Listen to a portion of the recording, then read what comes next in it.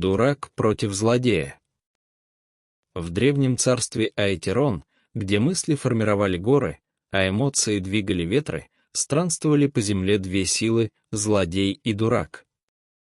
Имя злодея шептали в тенях: лорд Мальрик, воятель ночи. Он носил доспехи цвета обсидиана, а его глаза сверкали, как осколки звезд. Его присутствие увядало поле, ломало волю, превращало правду в клинок. Он жаждал власти, понимал, как она действует, какой ценой дается и как ее удержать. Мальрик стремился властвовать не только над землями, но и над волей самих людей. А в это время по тем же землям бродил другой, незаметный, позабытый. Его звали Тимор, Дурак. Он носил лоскутные одежды с бубенцами и таскал с собой деревянную флейту, на которой не умел играть. Тимор улыбался деревьям, говорил с камнями и повторял чужие слова, иногда задом наперед, иногда слишком громко. Над ним смеялись. Его не боялись. Его считали безобидным. Но вскоре начали происходить странные вещи. Там, где проходил Мальрик, возникала война, холодная, продуманная, жесткая. Города падали, короли преклонялись, горели библиотеки. И все же, даже тогда оставалась надежда. Поднимались герои. Угнетенные объединялись. Правда, хоть и окровавленная, продолжала жить. А вот где проходил Тимор, случалось другое. Друзья ссорились без причины. Влюбленные обвиняли друг друга в предательстве. Деревни спорили до исступления, пока не сжигали сами свои дома. Он не проливал крови. Он не угрожал. Он просто повторял, и это было разрушительнее меча. Он никогда не лгал. Он просто копировал. Говорят, королева ест золото, чтобы не стареть. Выкрикивал он на базаре. Реки отравляют ученые. Заявлял он в деревенской площади. Сжигайте свитки, знания только сковывают. Пел он у врат храма.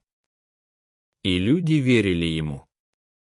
Потому что его слова, хоть и глупы, звучали знакомо, как голоса толпы. Однажды великая пророчица Айтерона, Айлира, призвала обоих, злодея и дурака, предстать перед троном звезд в горном храме Аренда.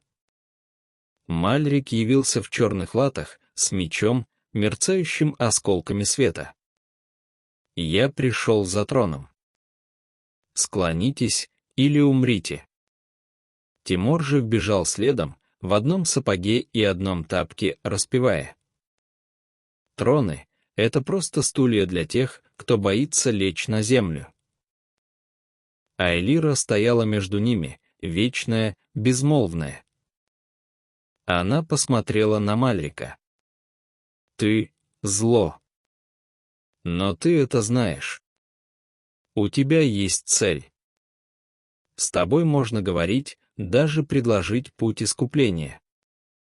Затем она повернулась к Тимору. В ее голосе впервые дрогнула тревога. «А ты опасен так, как никто другой. В тебе нет злобы, только пустота. Но твои эхослова разрушают больше, чем его меч». Тимор моргнул. «Но я же просто повторяю то, что слышу». Айлира закрыла глаза. «И именно в этом твоя опасность». Тогда она рассказала о древней ткани, невидимом переплетении, соединяющем мысль с действием, восприятие с истиной.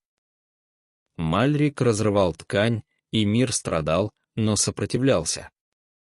А Тимор, не ведая того, распускал ее изнутри, петля за петлей.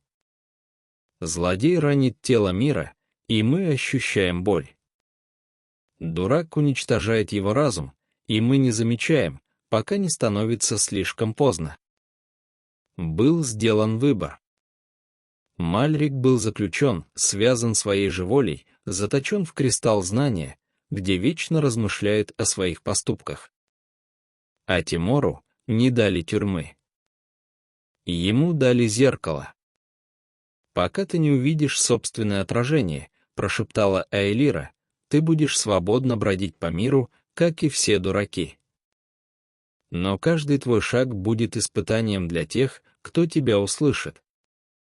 С тех пор и до ныне дурак странствует по земле Айтерона и за ее пределами. Он все еще повторяет, все еще смеется. Не из злобы, а из пустоты.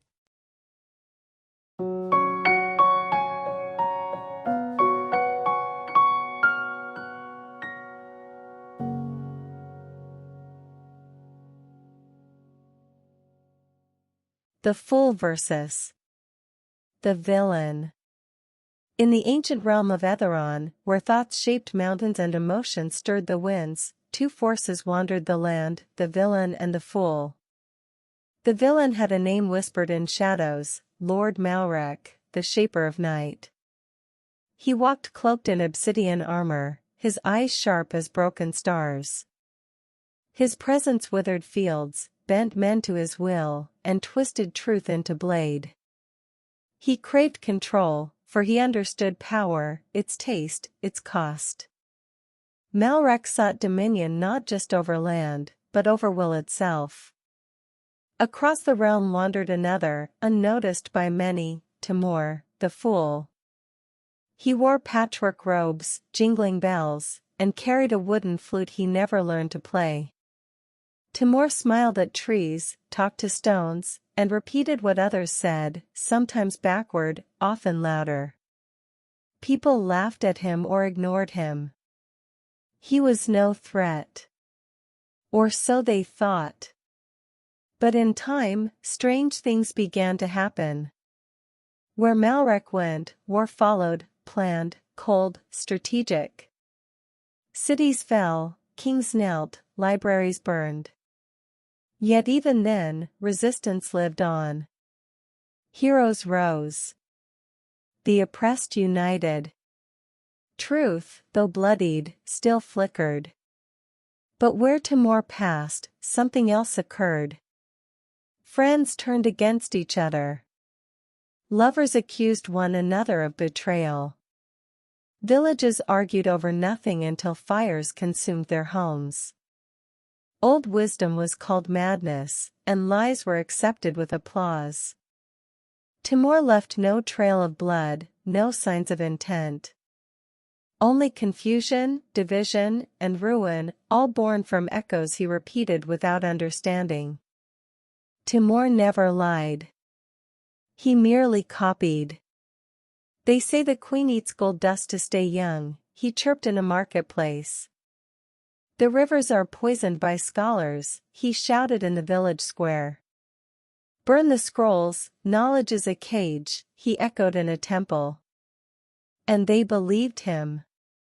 Because his words, though foolish, carried the familiar tone of the crowd.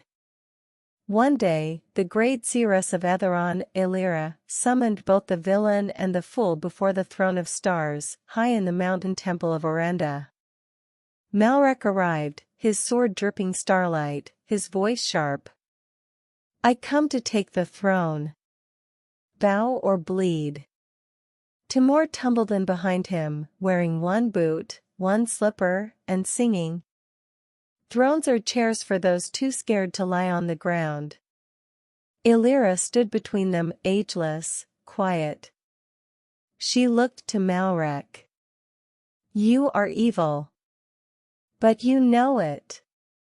You have intent. You can be reasoned with. Even offered redemption. Then she turned to Timur. Her voice trembled for the first time. You are dangerous beyond words. You carry no malice, only emptiness. Yet your echoes sound more ruin than his blade. Timur blinked. But I only repeat what I hear. Elira closed her eyes. Exactly. And then she told them of the ancient fabric, the invisible weave that connects thought to action, perception to truth. Malrek slashed at the fabric, and the world fought back. But Timur, unknowingly, unraveled it from within. The villain wounds the body of the world, and we feel pain. The fool dismantles its mind, and we feel nothing until all is lost. A choice was made. Malrek was imprisoned, bound by his own intention, encased in the crystal of knowing, where he would reflect endlessly on his purpose. Timur, however, was given no prison. He was given a mirror. Until you see your own reflection, Elira whispered, you shall walk freely, as all fools do. But every step you take will be a test for those who hear you. And so, to this day, in the realm of Etheron and beyond, the fool walks unnoticed, still repeating, still echoing. Not out of evil, but out of absence. And the question remains for all who hear him. Will you follow the villain you fear? Or the fool you do not recognize?